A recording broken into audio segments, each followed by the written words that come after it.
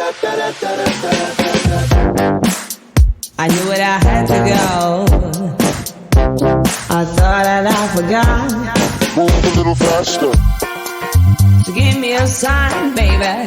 Bonjour à toutes et tous, je vous souhaite la bienvenue dans ce 7e épisode du Podcastologue, le podcast consacré à l'industrie du podcast, à ce qui s'y passe, aux innovations, au matériel et évidemment à celles et ceux qui en font ou souhaitent en faire. Mon nom est Inès, et exceptionnellement, c'est moi qui vous présente cette semaine les animateurs du podcast qui sont Stéphane Berthommet, animateur et producteur, Bruno Guglielminetti, réalisateur et producteur du balado Mon Carnet, et Philippe Chapeau, fondateur du Podcast Magazine. Le partenaire de ce podcast est Edisound, et la musique de générique provient du fonds musical de BAM Music. Nous remercions ces deux partenaires pour leur soutien. Vous l'aurez sûrement deviné, je suis une voix de synthèse qui a été choisie par Stéphane dans un logiciel dont il va vous parler durant cet épisode. Je suis ravie de participer à cette émission et je vous laisse avec vos animateurs en vous disant, comme le fait habituellement Stéphane, que l'audio soit avec vous. Voilà, alors merci Inès pour cette présentation. Moi je trouve que il y a quand même deux exploits qui sont réalisés par cette voix de synthèse dont on reparlera, qui est issue du logiciel Revoicer. Les deux exploits, c'est de prononcer Guglielminetti et Chapeau avec la bonne façon de le dire. C'est quand même pas mal, je trouve. Alors, les présentations étant faites, je vais revenir à vous, messieurs, et vous demander respectivement et rapidement quels sont vos sujets de la semaine, en commençant par toi, Bruno. On va parler de voix de synthèse qu'on peut utiliser à l'intérieur des podcasts. Tiens, quel heureux hasard. C'est vraiment un hasard, oui, parce que on s'est pas concerté. Alors, donc, on va parler de ça, des voix de synthèse, à travers deux logiciels, Eleven Labs et Narakit, c'est ça? C'est tellement bien prononcé, là. On croirait une voix de synthèse. Merci, Bruno. Allez, Philippe, au lieu de rire comme Satanas et Diabolo derrière moi, peux-tu nous parler de tes deux sujets? Avec une voix de synthèse ou sans ma voix de synthèse? Parce que bon, je suis désolé, mais c'est pas encore au point, les voix de synthèse. Hein. On en parlera tout à l'heure. Bah oui. Alors moi, je vais vous parler d'actualité fraîche, parce que il y a eu le festival Longueur d'onde qui a eu lieu. Et puis, je vais vous parler aussi, il y a l'Observatoire du podcast qui est depuis maintenant quasiment un an a été initié par le ministère de la Culture et l'Arcom. Ils ont fait une petite présentation, on en parlera rapidement. Et puis, je voulais vous parler de quelques chiffres fantastiques du classement de la France. Je pourrais même parler du Canada, si vous voulez. Au niveau du podcast dans le monde. Du podcast dans le monde, et je pourrais même vous donner les pays qui écoutent le plus le podcast, et vous allez voir, c'est assez surprenant. Eh ben, on est très curieux d'entendre ça. Moi, j'aurais un sujet à vous ajouter dans le cadre d'une petite discussion que j'aimerais qu'on ait sur la façon d'utiliser les différents logiciels, ou en tout cas peut-être un petit... On va pas faire un cours de méthodologie, mais essayer de comprendre dans quel ordre les gens peuvent travailler pour utiliser les différents outils dont on parle dans les derniers épisodes. Et puis, donc, puisqu'Inès a eu la gentillesse et la délicatesse de remercier nos partenaires Edisound et BAM Music, on va tout de suite passer aux actualités du moment. Alors, les actualités du moment, c'est un petit rappel. En mars prochain se tiendra à Paris, au KJMAP, les ateliers et conférences sur la journée qui s'intitule Des podcasts et des thunes, à laquelle tu participes, Philippe, puisque tu participes à un atelier, hein, c'est bien ça? Oui. Combien un podcasteur gagne? Ouais, ou ne gagne pas. On en a déjà parlé dans l'épisode 5. Est-ce que tu gagnes de l'argent en faisant ces ateliers, Philippe? C'est aussi la question. Oh là, mais alors moi, j'ai les poches remplies. Ok. Le podcaston qui nous est cher a déjà atteint plus de 200 participants, donc c'est une bonne nouvelle. Il se déroulera en mars prochain et il a un nouveau site web sur lequel tous les nouveaux participants, ceux qui veulent participer, se retrouvent. On mettra évidemment le lien dans l'infolettre du Podcastologue sur LinkedIn. Au Canada, le 24 et 26 février, les 24 et 26 février, se tient le PodCamp à Toronto. Le PodCamp, c'est un regroupement qui date déjà d'une quinzaine d'années, et je vois Bruno qui lève les 2 points, parce que Bruno, évidemment, faisant partie des précurseurs, il était déjà au PodCamp au tout début. Alors le PodCamp, ça fait 15 ans que ça existe. C'est un regroupement très convivial de podcasteurs et podcasteuses indépendants. Donc ça se tient à Toronto du 24 au 26 février. J'hésite à y aller, on verra. Si j'y vais, évidemment, je vous en ferai un compte rendu. Une nouvelle un peu triste, par contre, l'Africa Podcast Day qui devait se tenir le 12 février prochain est annulé. Et malheureusement, c'est annulé faute de sponsors pour financer l'événement. Les organisatrices nous informent que les billets seront remboursés. Et puis, avant peut-être que tu nous parles toi-même de tes chiffres, Philippe, il y a quand même des bonnes nouvelles aussi.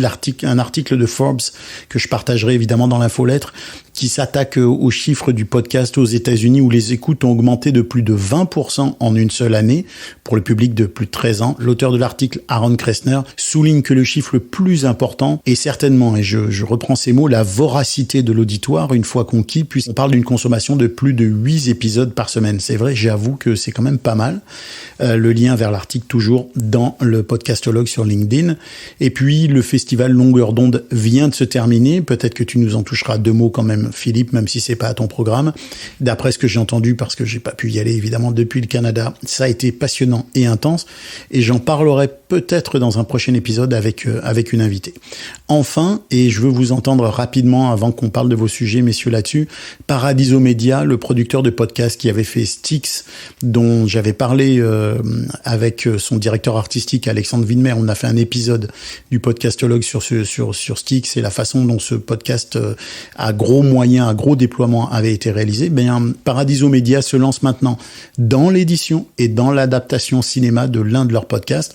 Alors ma question, avant de lancer les sujets, c'est est-ce que vous pensez pas que des compagnies de production qui se lancent tous azimuts dans l'édition, la production de podcasts, la production de cinéma, ne prennent pas de gros risques et sont pas en train de se mettre en danger? Qu'est-ce que vous en pensez? Qu'est-ce que t'en penses, Philippe? Moi, je pense que c'est une opportunité déjà par les fondateurs qui ont déjà travaillé dans ce secteur-là. C'est pas des novices en la matière, et je pense que pour eux ça a du sens, et faire une adaptation. Il y a beaucoup de podcasteurs qui y pensent. J'en parlais avec Julien Sonobori, j'en parlais avec Sarah Trey-Stéphanie. Ils ont des projets, des idées d'adapter leur podcast en film.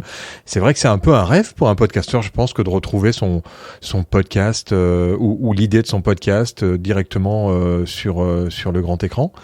Après, c'est un univers impitoyable, l'univers du cinéma. Donc soit on a les reins bien accrochés et on peut y aller parce qu'on connaît les acteurs de l'industrie du cinéma. Puis c'est un vrai métier.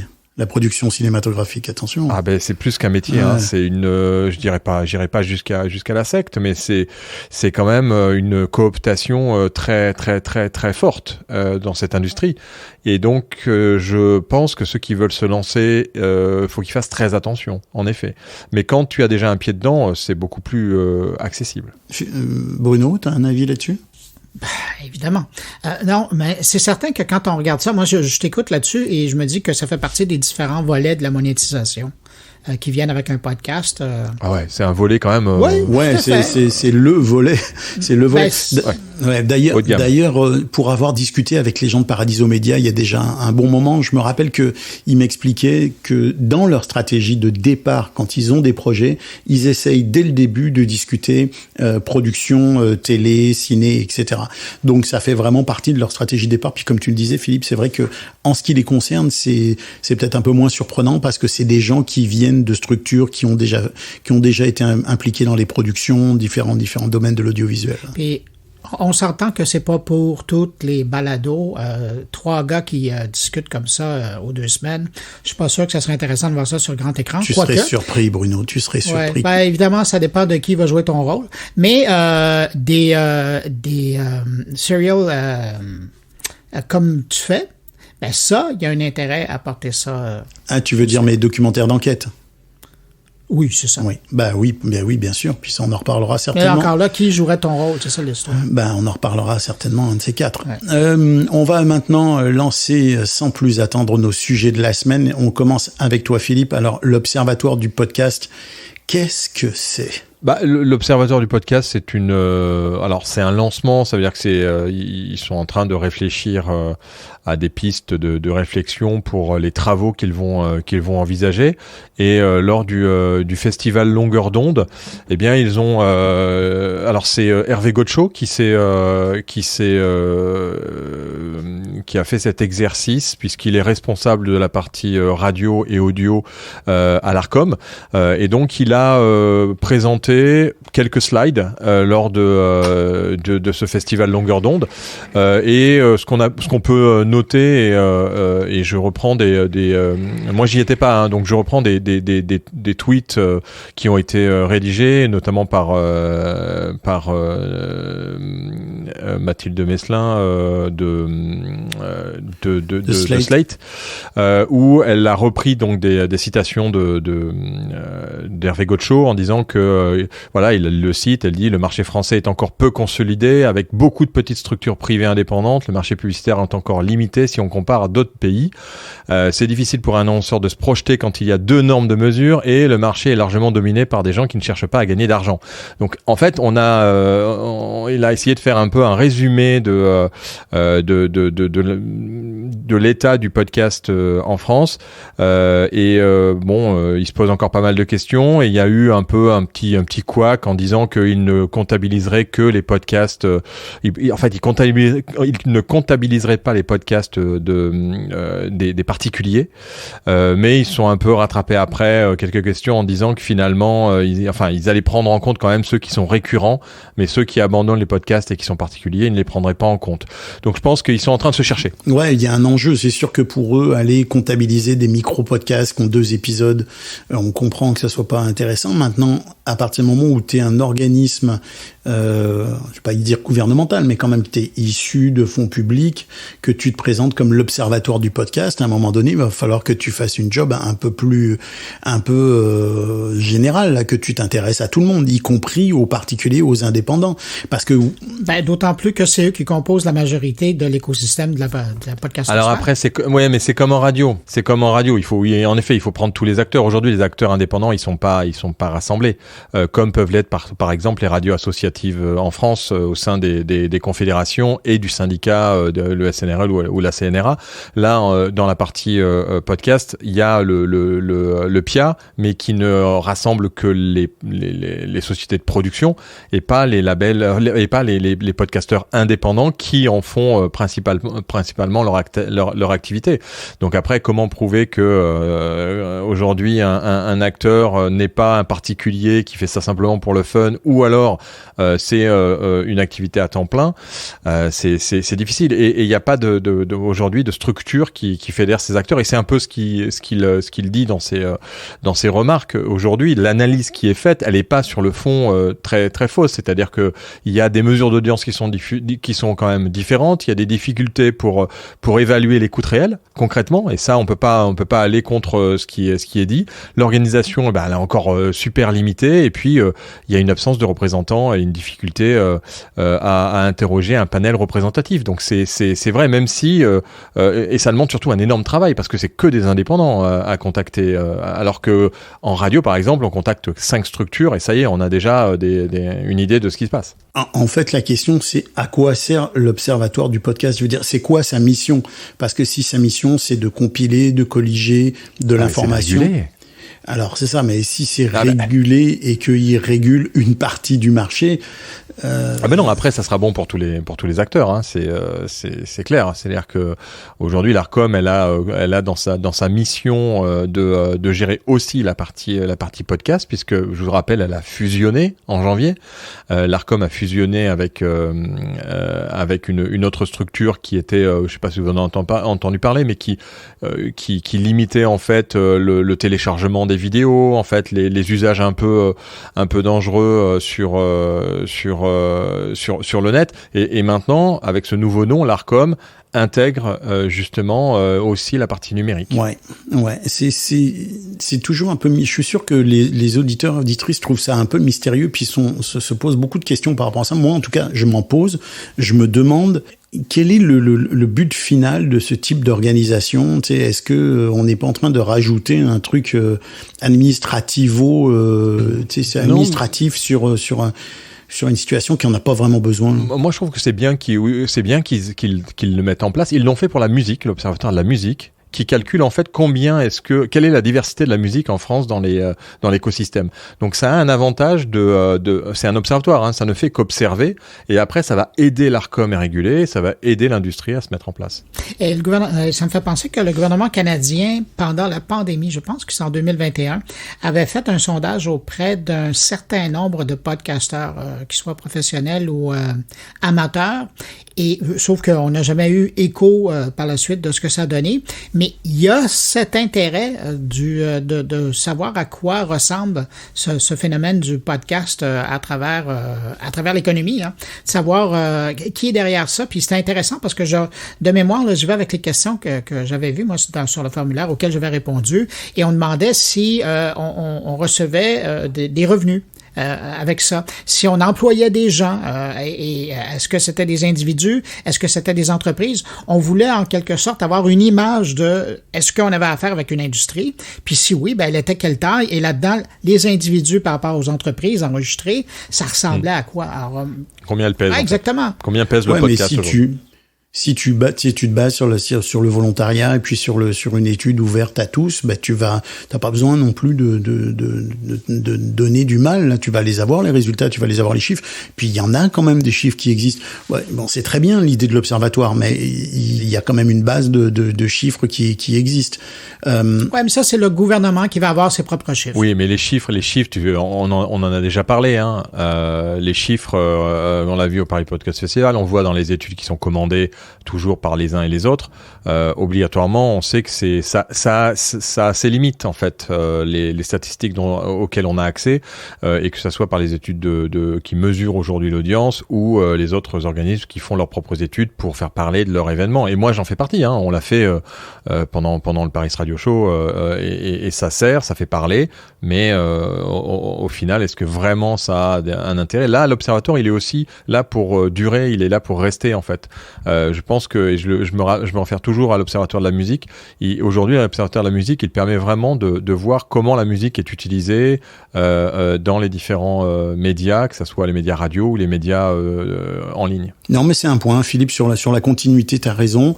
Un observatoire qui met en place des process, qui regarde les choses à long terme, qui met en perspective les chiffres, les différentes études, etc.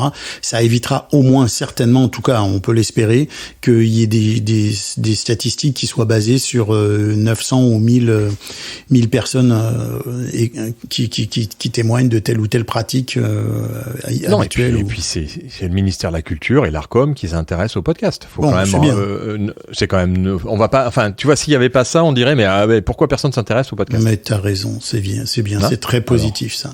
2023, année positive. Bruno, ton sujet, alors tu vas nous parler des voix de synthèse. Tu t'es fait des amis dans les voix de synthèse? Ah, plusieurs, oui. Mais malheureusement, ce sont des amis éphémères qui durent le temps d'un enregistrement. Mais oui, effectivement, après la chronique, il y a 2 semaines, de Philippe, qui nous a tous mis sur le derrière, avec les différents aides qui étaient disponibles avec de l'intelligence artificielle, différents outils. Tu veux rappeler tous les logiciels dont Philippe nous a parlé sur l'intelligence artificielle. Nous, on pensait qu'il allait arriver avec une liste qu'il avait pigée sur Internet une demi-heure avant. Et non, il est arrivé avec au moins une dizaine de logiciels super efficaces, dont moi j'ai eu l'occasion d'en tester quelques-uns d'ailleurs depuis. J'en connaissais 1 ou 2, mais oui, donc il nous a effectivement impressionné ce coup-là. Ce coup-là. Philippe, tu t'allais dire? Non, j'ai dit ce coup-là, comme si c'était que je faisais qu'une fois. Je reviens plus, moi. Il dit comme si c'était uniquement... Non, comme toutes les fois. J'annonce un point de montage. Philippe, tu nous as impressionné comme d'habitude. Ça va rester, ça. Ouais. Donc, ce Bruno, que je disais, pardon de t'avoir coupé la parole. Je trouvais intéressant d'aller voir ce qui était offert maintenant dans la voie de synthèse, mais dans le domaine de l'intelligence artificielle. Et écoutez, il y en a plusieurs. Là, j'en ai croisé une bonne dizaine dans mes recherches, mais il y en a 2 qui ont attiré mon attention. Narakit, parce que et c'est narakeet.com, et ça a attiré mon attention parce que c'est assez représentatif de ce qui est disponible sur les plateformes. Il y a donc une période d'essai qui est gratuite. Ça vous permet, si vous avez un besoin à court terme qui est court pour faire des bandes annonces pour des segments dans votre podcast, c'est parfait. Vous allez là-dessus et vous avez différents types de voix. Mais ce que j'ai aimé, c'était que en partant là, ces services-là, ils sont d'abord et avant tout créés pour un marché anglophone. On s'entend. Et par la suite, bon, il y a des langues étrangères qui s'ajoutent, dont le français. Mais dans le cas de Narakit, ce qui est intéressant, c'est qu'ils ont ajouté différents accents. Et donc, on se retrouve avec l'accent français métropole, on se retrouve avec l'accent belge, l'accent suisse et l'accent canadien. Et donc, ça permet déjà de mieux personnaliser le type d'enregistrement qu'on veut faire. Il n'y a pas d'accent québécois? C'est le canadien-français. Et donc, à partir de là, ben, on se retrouve avec une offre qui est plus large, évidemment homme-femme, avec différentes personas. Là. Et donc, ça, je trouve ça intéressant, mais ça revient quand même, et ce que ça soulève, et c'est un peu le point que Philippe soulevait tout à l'heure, c'est que on voit qu'au niveau du développement de la voix de synthèse en français et en d'autres langues, l'italien n'est pas tellement meilleur, là, on a encore de la difficulté au niveau du rythme. Et il y a des outils qui sont en train d'être développés. Je pense à ma deuxième plateforme dont je voulais parler, elevenlab.io, donc 11 comme le chiffre, 11 labs avec un s.io. Là, on commence à avoir quelque chose qui est plus intéressant. Pour le moment, c'est uniquement en anglais, mais on me dit chez Eleven Lab qu'on est en train de développer d'autres langues. Mais donc, c'est ça. Alors, quand on est rendu au niveau d'Eleven Lab, là, on commence à avoir une possibilité de jouer avec la vitesse, avec le débit, avec le style, avec l'émotion du rendu de la voix de synthèse. Et c'est là où on arrive, même s'il y a des lacunes au niveau du français, je me suis amusé, moi, en utilisant des voix anglophones, en mettant un texte en français, à les faire parler en français et en travaillant et en ajustant, j'avais donc à l'écoute, au casque, des anglophones qui parlaient un excellent français, mais qui avaient encore un accent anglophone. Mais ça rajoute un certain style, mais j'étais capable avec eux de travailler sur l'émotion, sur le débit. Et là, je me suis dit, ben, il s'agit juste maintenant d'y mettre du langage français et on n'est pas tellement loin de ce qui pourrait être comparable avec l'offre anglophone. Philippe? Alors, je voulais rajouter un petit élément qui m'a été donné par Rafi Aladjian, je ne sais pas si vous... Hein, de Juice. Voilà, de Juice, où j'ai fait un long entretien avec lui que vous retrouverez en bonus dans Podcast Magazine et on fera un sujet dans le prochain podcast. Il n'est pas dans le numéro 2 parce que il y avait plus de place. Mais il a dit une chose très intéressante et surtout ils font quelque chose de très intéressant dans leur application Juice, c'est que pour faire passer cette voix artificielle, ils mettent une illustration sonore par derrière. Et ils se sont rendus compte que grâce à ça, ça permettait d'oublier la voix. Et c'est vrai, quand on a entendu ton intro, Stéphane, il y a des moments où on sent bien que j'ai pas envie d'écouter ça tout le temps, quoi. Et en fait, on arrive avec une petite musique de fond à faire en sorte que ça passe beaucoup mieux. C'est vraiment une remarque qui m'a frappé, moi, et pas plus tard que c'est drôle parce que j'écoute Juice, puis ils viennent de faire une mise à jour et d'ailleurs ce matin j'ai eu un petit bug après la mise à jour. Je sais pas si c'est un problème qui va se reproduire, mais j'avais plusieurs fois la même info qui revenait. Bon, ceci dit, j'utilise Juice régulièrement, je l'écoute le matin, tu vois, pour faire le tour des nouvelles, etc. Il faut dire que Juice, donc, c'est à la fois une appli qui te donne de l'info, mais qui diffuse des podcasts que tu sélectionnes par avance sur des sujets. Donc c'est une appli qui est directement liée à l'univers du podcasting, ça c'est clair. Et ce matin même, je me suis fait la réflexion en écoutant justement le bulletin d'infos que avec la musique, puisque j'avais écouté justement Revoicers, ce que je vous ai fait écouter, je me suis dit mais avec la musique ça passe vachement mieux. Et Revoicers, justement, ce qui est intéressant aussi, je reviens sur ce que tu disais Bruno, c'est que Revoicers, ils ont une offre qui est quand même assez détaillée parce que ils ont quasiment toutes les langues. Ils ont presque une dizaine de personas pour chaque langue, avec des hommes, des femmes, des accents, comme tu disais Bruno, affinés suivant les régions ou selon les origines. Mais par contre, pour le français, et on l'entendra à la fin de cet épisode, pour le français par rapport à l'anglais, on n'a pas la variété de tons, de type de rythme de l'intervenant, etc. Ce qu'on a quand on utilise évidemment l'anglais, c'est justement des choses comme le ton du narrateur ou de la narratrice. Est-ce que c'est un ton enthousiaste? Est-ce que c'est quelqu'un en colère? Est-ce que c'est quelqu'un de dépressif? On a vraiment plusieurs types de variantes qui sont vraiment intéressantes et qui nous donnent quand même à l'écoute quelque chose de plus vivant et de plus vrai. Moi, ma question, c'est aujourd'hui, à quoi ça sert ces voix-là? Et en tout cas, dans le podcasting, c'est quoi l'intérêt? Je le vois pas, sincèrement. Avant de répondre à ta question, je vais juste te donner l'exemple sur Eleven Lab. Il y a un truc, mais vraiment bluffant, que j'ai entendu qui a été fait avec ça. Et c'était un extrait de réplique. Ça aurait pu être un radio-roman ou ça aurait pu être un livre parlé, mais avec des comédiens. Mais tu avais vraiment un homme et une femme qui se donnaient des répliques. Mais vraiment bien joué, là. T'as l'impression que c'est un extrait de quelque chose, alors que c'est un texte qui a été mis dans la machine et ça génère une conversation entre deux individus avec toute l'émotion qui est demandée, celle qu'on demanderait à des comédiens de le faire. Et donc, pour répondre à ta question, ben évidemment que ça permet d'amener des voix tiers. Là, juste pour s'amuser puis illustrer, tu l'as fait avec ton ouverture, avec une voix de synthèse, mais tu peux penser à l'habillage d'un podcast.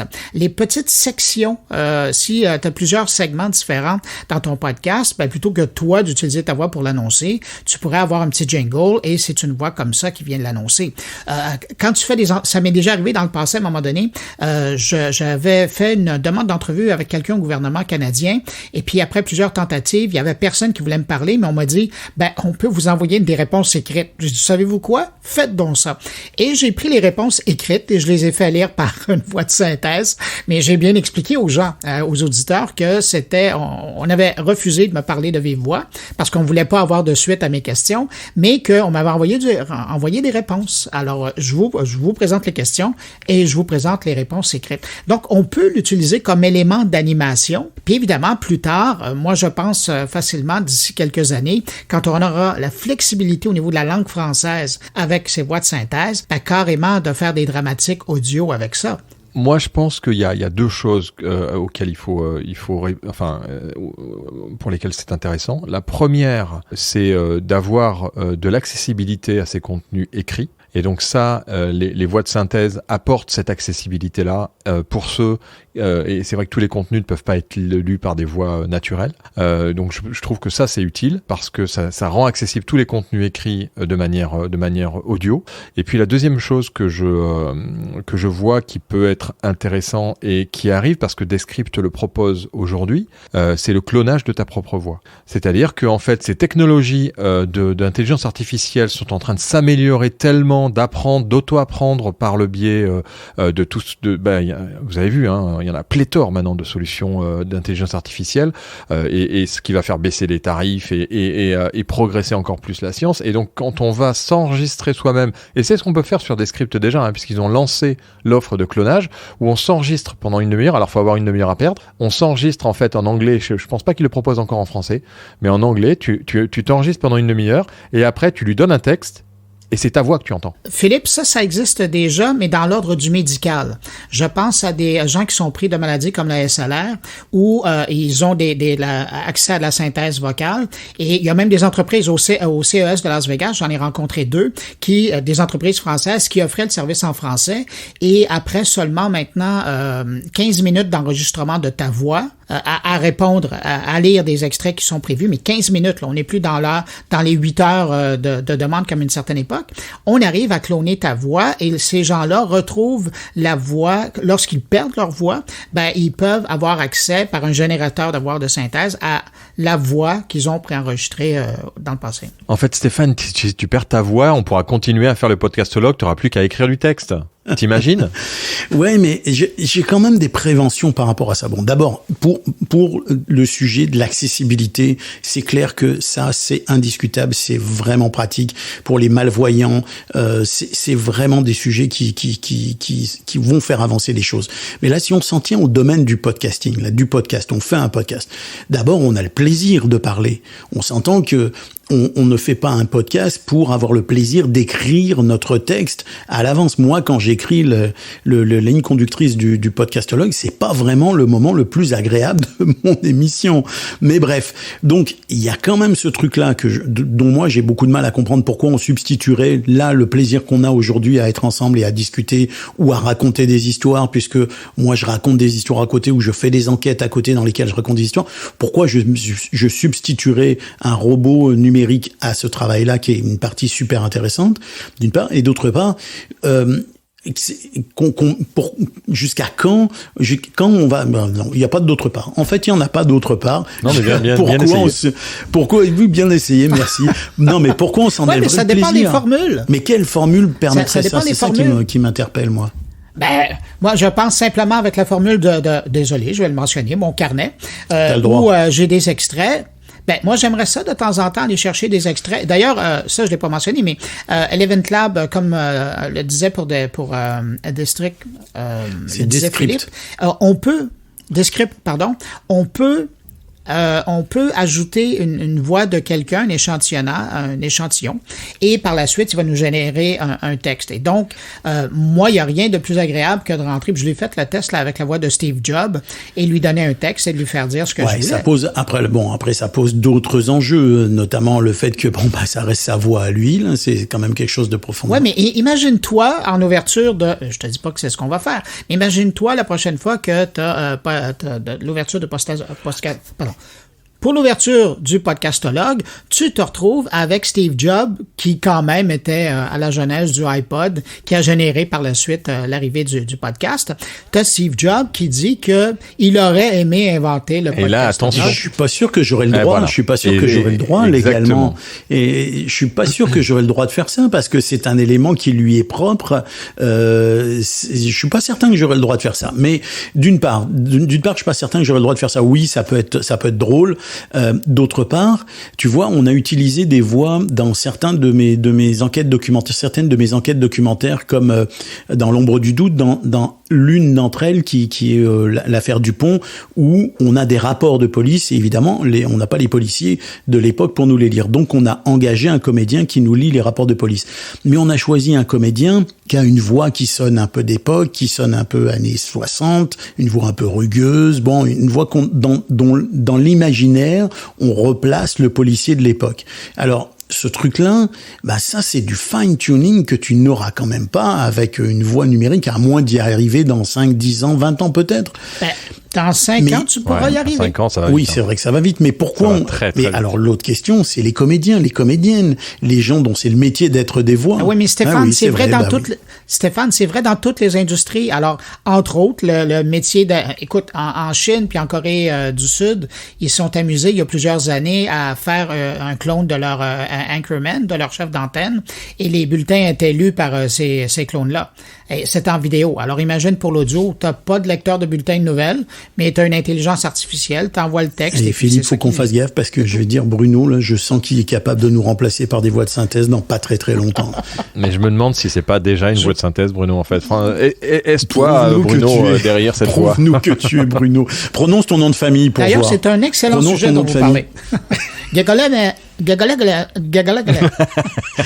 Ah, donc c'est bien Bruno.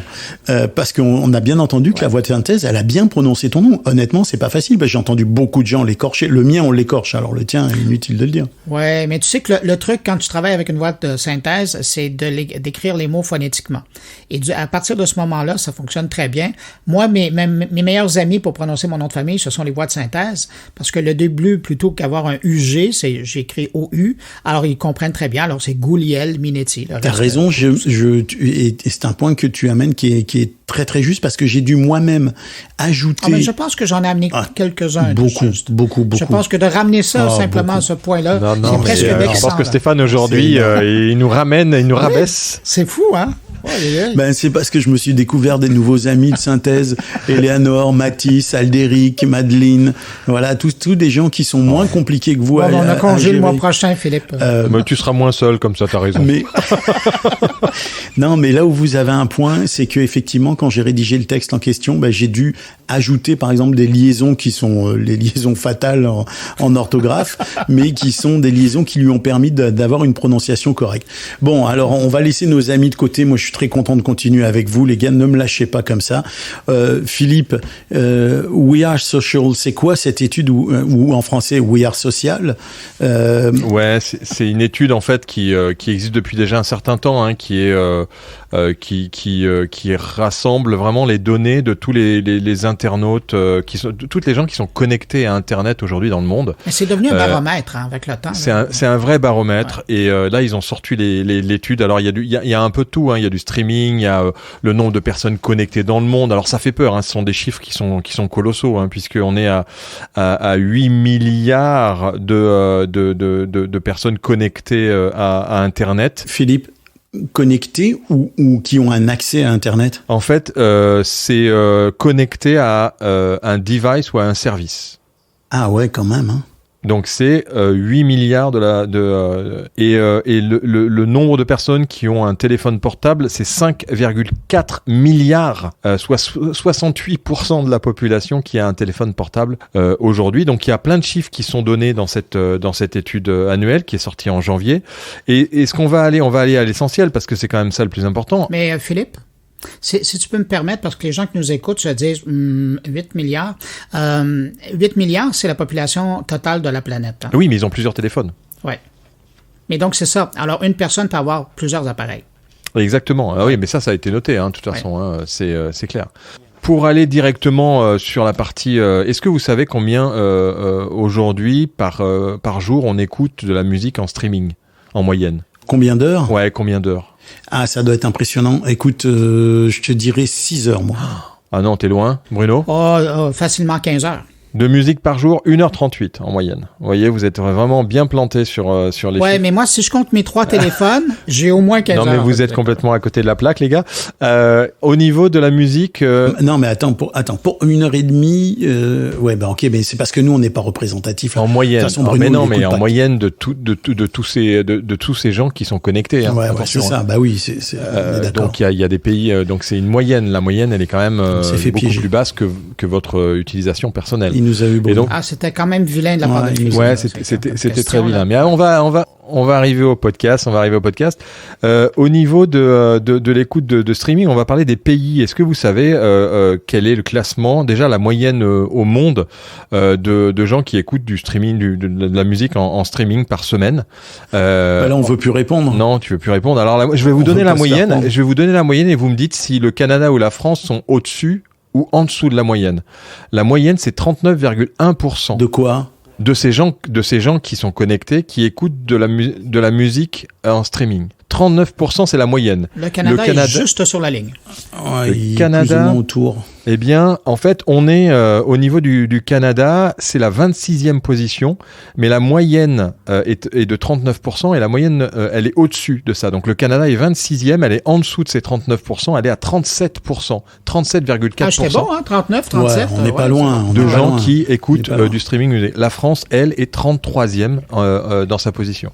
Et donc, on va aller maintenant... à combien de pourcents environ? De quoi? 35, 36%, combien de pourcents la France? La France, on est à 34,4. Ah, quand même, c'est beaucoup.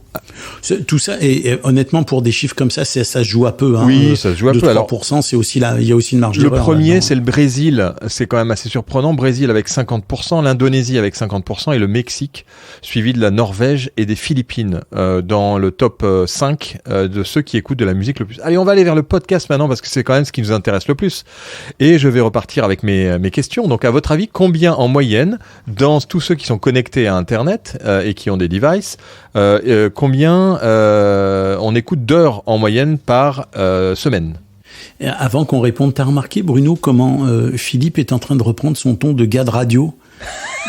Il anime l'émission. T'as vu, c'est beau, hein? Allez. Mais répondez, vous êtes pas marrant. Alors, vous pouvez répéter la question? Combien tu passes de temps à écouter un podcast en moyenne par jour, en heures et en minutes? Bah oui, mais moi je suis pas du tout représentatif. Non, exactement. Si c'est 1h37 pour la musique en podcast, à ton avis? Ben moi je dirais 45 minutes par jour. Ok, Bruno? Peut-être 1 heure par jour. Eh ouais, Bruno a gagné 1h02. 1h02 en moyenne. Et on va passer maintenant vers donc les pays. Alors, les pays, à votre Mais avis? c'est beaucoup. Attends, je voudrais qu'on reste quand même là-dessus 2 secondes. C'est quand même beaucoup, 1 heure par jour. Ah ben oui, en moyenne sur l'ensemble de la population Ouais. qui est sur ces chiffres-là. Je te ferai remarquer que les gens qui nous écoutent présentement, ils sont déjà rendus à quoi, une quarantaine de minutes? Là?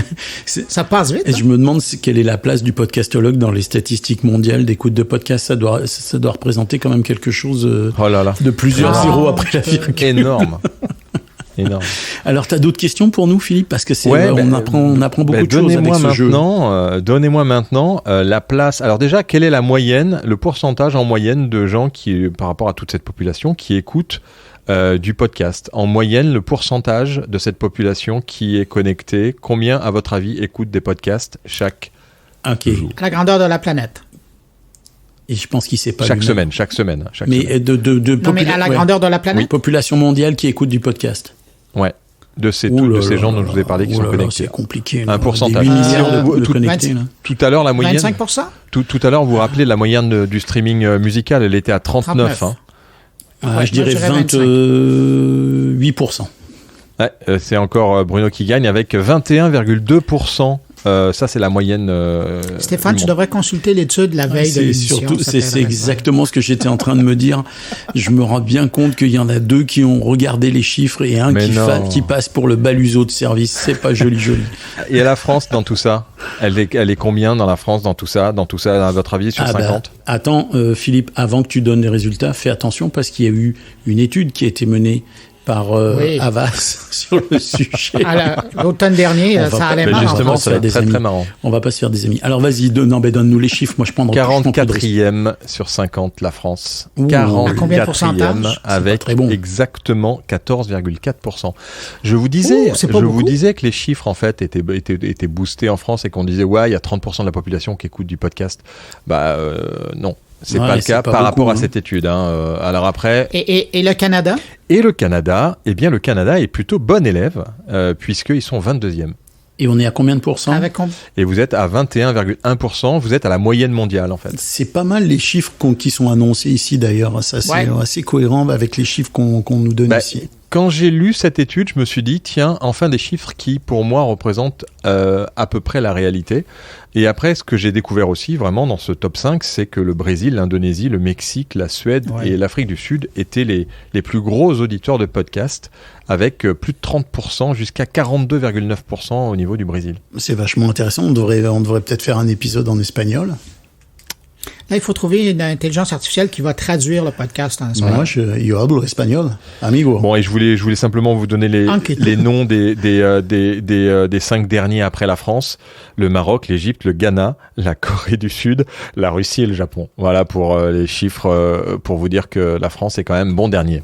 Bon, en même temps, il y a évidemment une corrélation avec les données socioculturelles. Évidemment, quand les pays sont extrêmement pauvres, on peut s'attendre à ce que les connexions Ouais, enfin le soient plus Brésil, difficiles. c'est pas le pays le plus riche. Non, c'est vrai. Ben, ça dépend sur quoi on se fixe là, sur le PIB ou sur autre. mais- Indonésie. Ouais. Non, c'est vrai, c'est surprenant quand même. Et les USA sont pas premiers, tu vois. Les USA, ils sont à 26%. 26,6. Bah, c'est une étude intéressante. Moi, j'irai jeter un coup d'œil plus précisément, là, comme Bruno semble l'avoir fait.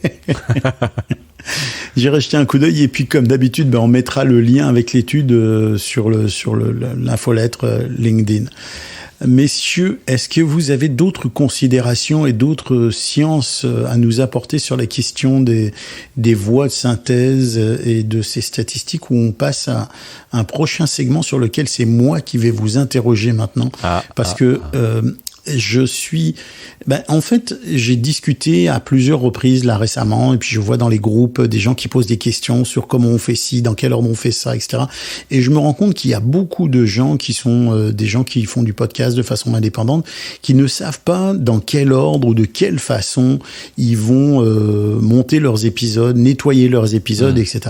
Je vous donne des exemples très simples. Par exemple, à quel moment on nettoie les pistes on enlève les clics, on enlève les silences. Est-ce qu'on le fait au tout début? Est-ce qu'on le fait uniquement après avoir commencé à faire son montage?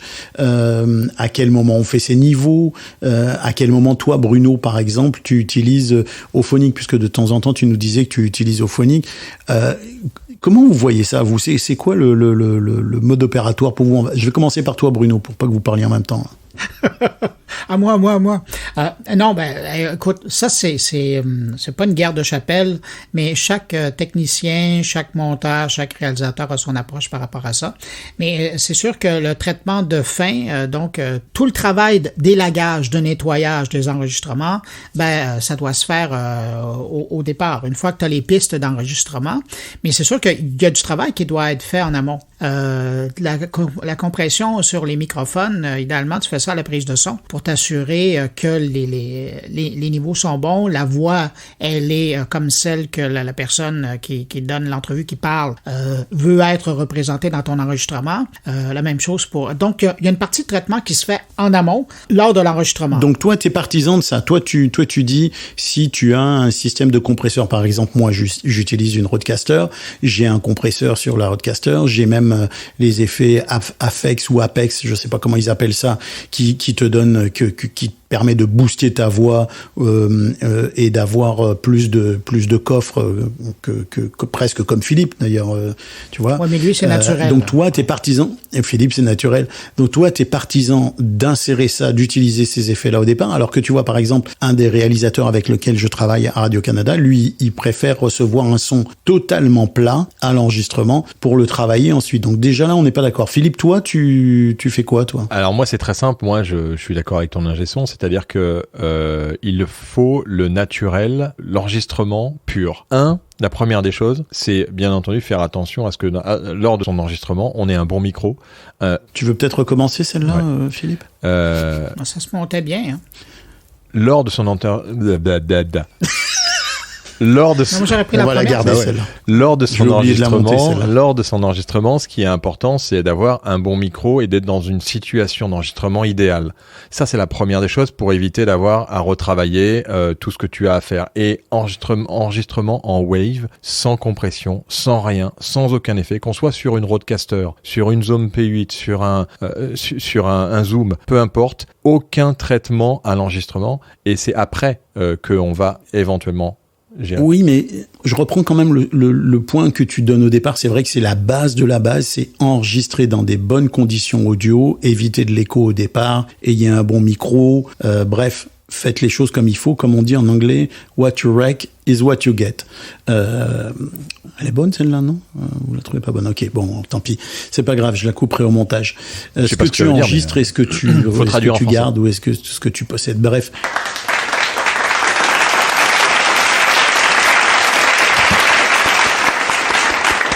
Merci public. Donc, ce que je disais, c'est ça, c'est bon, première chose. Non, mais le point. Par contre, tu vois, le point de Bruno, il est bon pour quelqu'un qui est pas forcément qui est capable de faire du super montage, de faire un travail de fou derrière. Ça permet d'avoir un son qui est déjà assez propre, assez étoffé, assez solide dès le départ, et ça va lui éviter de bidouiller dans un logiciel de montage avec des compresseurs, des trucs, des plugins qui sont pas toujours faciles à gérer, et d'aller distordre le son ou d'aller apporter des artefacts qui sont pas très beaux à l'oreille parce que il a voulu retravailler le son puis qu'il a voulu se donner une voix de stentor. Il y a de ça aussi à chaque fois. Sauf que c'est un écueil, c'est-à-dire que si jamais tu mets ces effets et que au final ton son, tu dois essayer de le rattraper après, c'est mort. Donc le problème, c'est plus ton son est pur et naturel et enregistré en situation, plus ce sera facile après et en wave et pas en MP3 ou pas et pas enregistré dans des formats compressés AAC ou autres, parce que le wave est non destructif et vous permet de toujours partir de la base, et cette base-là, elle est très importante. Moi, honnêtement, depuis que je travaille c'est pas pour faire de la pub, mais depuis que je travaille sur Hindenburg, on prend toujours les sons nativement, sans aucun artefact et sans aucun plugin, sans aucun traitement, quoi que ce soit. Et sur Hindenburg, tu fais la totalité des traitements que tu as, et en plus, il t'exporte en LUFS comme il veut, donc il te fait derrière la normalisation parfaite.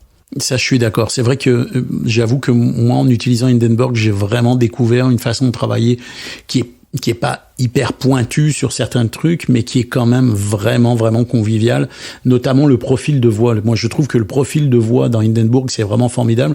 C'est une des options qui est intégrée au logiciel, qui fait que tu fais écouter à Hindenburg une piste où tu parles, évidemment de ta voix, et qui a été bien travaillé, qui a été bien compressé, qui a été bien traité, et il va sur une piste complètement neuve, complètement plate, il va amener ces informations-là, et il va te la rendre exactement comme la piste qui a été travaillée. Et ça, il va te le faire en 30-40 secondes. Là, ça prend vraiment très peu de temps. Donc, c'est sûr que c'est magique. En fait, il faut utiliser des bons outils. C'est un peu comme... c'est toujours le problème. Tu utilises un micro qui est pas idéal, tu vas devoir avoir du boulot derrière. Tu utilises un logiciel de montage comme GarageBand ou autre. Il y en a beaucoup qui utilisent. J'étais encore tout à l'heure avec Anaïs Roux du podcast Neurosapiens. Elle monte sur GarageBand. Oui, c'est bien, mais ça arrive à ses limites. Et derrière, qu'est-ce qu'il faut faire? Il faut souvent repasser par des logiciels externes, des plugins dont tu parles, qui vont recompresser, mais c'est jamais idéal. Toi, Bruno, tu utilises quoi comme logiciel de montage? Ça dépend des projets. J'aime bien un logiciel qui est fait par Steinberg, qui est une marque peu connue en Amérique du Nord, Wavelab, qui offre différentes déclinaisons. Sinon, j'utilise Pro Tool à l'occasion. J'utilise Audition. Et puis... de Adobe. Ouais, c'est ça. Okay, la nouvelle version à l'époque, c'était Cool Edit, qui était mon logiciel préféré. C'est Adobe qui l'a acheté, puis ils en ont fait Audition. Donc, je me promène là-dedans. J'ai eu une époque où j'ai essayé de me faire avec Hindenburg, mais Hindenburg, c'est tellement conçu pour des journalistes, des animateurs qui veulent pas passer de temps à bidouiller là, dans le son, qui veulent avoir quelque chose d'intéressant avec des fonctionnalités qui sont très puissantes, que je me suis dit non, parce que Hindenburg te fait tout le travail pour toi. Il reste que l'édition. Tu t'es dit, il faut que ça soit plus difficile. Autant me complexifier la tâche, mais l'intérêt, c'est quand même que tu ne montes pas au moins avec Premiere Pro, parce que tu sais que j'en connais qui montent l'audio avec Premiere Pro. Ça, c'est quand même exceptionnel. Ah oui? Mais Bruno, il est d'accord pour qu'il y ait des voix de synthèse qui remplacent les animateurs, mais par contre, il n'est pas d'accord pour que certains logiciels de montage simplifient non, parce que c'est là que je trouve mon plaisir. On comprend très. Ouais. Ben oui. Sinon, je vais arrêter de faire des balados. Oui. Avec Pro Tools, tu dois te prendre énormément de plaisir. Écoute, il y a des moments de jouissance, là. Ouais, ça c'est. Ah ouais, ça, c'est... Pro Tools, honnêtement, c'est vraiment... Ça a vraiment aucun sens. Mais si on devait... moi, je conseille, honnêtement, aux débutants, aux novices, aux gens qui démarrent, d'utiliser Hindenburg. Pour les raisons que tu viens de donner, Philippe, parce que c'est un logiciel qui est très convivial, qui fonctionne vraiment de façon très rapide, très facile, et aussi pour une raison quand même assez mercantile, c'est qu'il ne coûte pas cher. L'abonnement à l'année est quand même très raisonnable. Il est en dessous des $200. Et ils ont des options d'achat aussi, faut le rappeler, intégrales, ce qui fait que t'as pas la mise à jour, mais tu peux acheter le logiciel sans avoir à télécharger les mises à jour. De façon définitive. Et notez aussi qu'il y a une version narrator qui est faite pour les livres audio. Exact. Donc c'est quand même un logiciel qui est convivial. Puis on n'est pas en train de faire de la promotion cachée. C'est vraiment par plaisir de l'utiliser. Maintenant, si vous utilisez pas un logiciel comme ça, moi je trouve que Reaper c'est une bonne alternative. Oui. Ouais, je pense que c'est le logiciel qui est à la fois le plus facile d'approche, même s'il n'est pas toujours évident au début, et qui offre quand même l'intégralité des options que tu peux aller chercher dans un bon logiciel de montage, ou presque, et qui pour un débutant moyen plus, va t'accompagner durant une bonne période de ton travail de montage. Et il est gratuit. Mais le plus simple et le plus gratuit que j'ai vu, d'ailleurs je le présente à mes étudiants à l'UQAM, c'est Twisted Wave. Il existe en PC, il existe en Mac et il existe en ligne.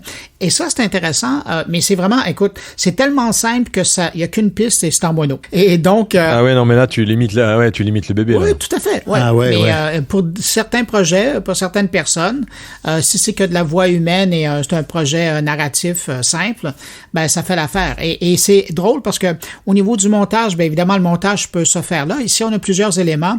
On fait un copier-coller d'un élément, puis on le ramène, on le juxtapose à l'autre, et c'est ce qui fait qu'on arrive à composer un fichier. Mais le fait que tout se passe en ligne, ça peut être un élément important pour certains. En fait, c'est une copie simple d'Audacity. Oui, c'est... Une version plus simple. plus simple d'Audacity, mais pas Exactement, multipiste, ouais. qui a une seule piste. Ils ont simplifié le truc. Mais après, il y a aussi l'appli. Alors, c'est vrai qu'on peut l'utiliser aussi, et là que sur son téléphone portable. Elle est pas sur Mac ou sur PC, mais qui est quand même super utile et un peu couteau suisse aussi, et dont on parle pas beaucoup, qui est cette appli. Je pense que je vous en avais déjà parlé une fois de cette appli qui fait un peu, qui s'appelle Voice Record Pro. Ça vient pas, c'est Voice pas une Record appli qui Pro. appartient à une marque, ça, une grosse marque de. Non, pas du Ok. tout. C'est un indépendant. C'est un indépendant qui fait ça. Et alors, ce qui est fantastique avec cette appli, c'est que ça vous enregistre dans toutes les applis cloud possibles et imaginables, Ok. gratuitement. Vous n'avez pas à payer. Alors qu'en général, dans une appli d'enregistrement audio, tu veux exporter sur ta Dropbox, tu prends un petit prendre un petit shoot abonnement. au passage. Et ils ont intégré dedans l'envoi en Bluetooth. C'est-à-dire, tu peux connecter en Bluetooth ton device pour l'envoyer sur ton téléphone, en FTP, sur un site web, sur YouTube, tu peux poster directement, en Wi-Fi, et tu as la capacité aussi de transcrire Eh ben, dis donc. à l'intérieur, de prendre une photo, de mettre des notes et d'envoyer tout ça avec 3 fichiers différemment sur ton cloud. Donc en fait, pour des journalistes, c'est vraiment génial parce que tout est rassemblé dans un seul fichier, et quand tu fais transcript, et tu as toutes les langues qui transcrivent, il te fait la transcription et il te met ajouter aux notes, et tu l'ajoutes à tes notes, et tout est exporté directement sur ton cloud. Et ça, cette appli, honnêtement, elle est géniale. Alors, tu vas nous envoyer le lien, on va l'ajouter à l'infolettre, évidemment. Exactement, c'est Voice Record Pro. Vous cherchez ça dans l'App Store ou sur Google Store, puisqu'elle est disponible et sur iPhone et sur Android. Et c'est pour des journalistes, et on peut aussi monter dessus. Donc, il a fait un truc totalement ouvert, et il n'y a rien qui est bridé, sauf si on veut aider ce mec à continuer à développer cette appli. Donc, c'est vraiment bluffant. Et quand vous allez voir sur son site aussi, il a plein d'autres petits outils. En fait, c'est un geek quoi qui a développé ça. Et je trouve que c'est vraiment une appli qui mérite d'être téléchargée, d'être testée. Et quand vous allez sur Other Apps, voilà, il a plein d'autres applis qui s'appellent Video Record Pro, Cloud Player, Lecture Pro, IMP3 pour mettre plein de tags sur ces MP3. En fait, ça vaut le coup d'aller faire un tour sur cette appli et de l'utiliser. Bon, on s'entend que ça reste une appli quand même d'enregistrement, c'est pas vraiment un logiciel de montage en tant que tel, mais il y a des options qui sont quand même super intéressantes. Ça, j'avoue que dans les solutions faciles et conviviales, c'est plutôt une bonne ressource. Ouais, mais tu vois, Audio Splitter, t'as un Audio Splitter, tu peux splitter tes audios, t'as un Audio Joiner, tu peux rassembler des audios aussi. Donc, il a mis des fonctionnalités qui sont vraiment pas mal. Et un Advanced Edit, regarde, Advanced Edit, Éditer, tu peux carrément éditer ton son, couper, monter, un peu comme comme Twisted Wave, mais tout sur ton portable. Et il enregistre c'est pas mal, c'est pas mal tout ça. Alors peut-être qu'on se refera une autre session avec plus d'infos sur une autre partie du sujet là. Moi j'aimerais bien qu'on parle de l'export aussi, de la façon dont on exporte et la mise en ligne aussi. Il y a des éléments vraiment importants dans la mise en ligne qui sont souvent assez méconnus, et je vous parle même pas des métadonnées quand vous inscrivez votre podcast chez un hébergeur, qui sont complètement centrales dans la capacité qu'ont les gens à le découvrir.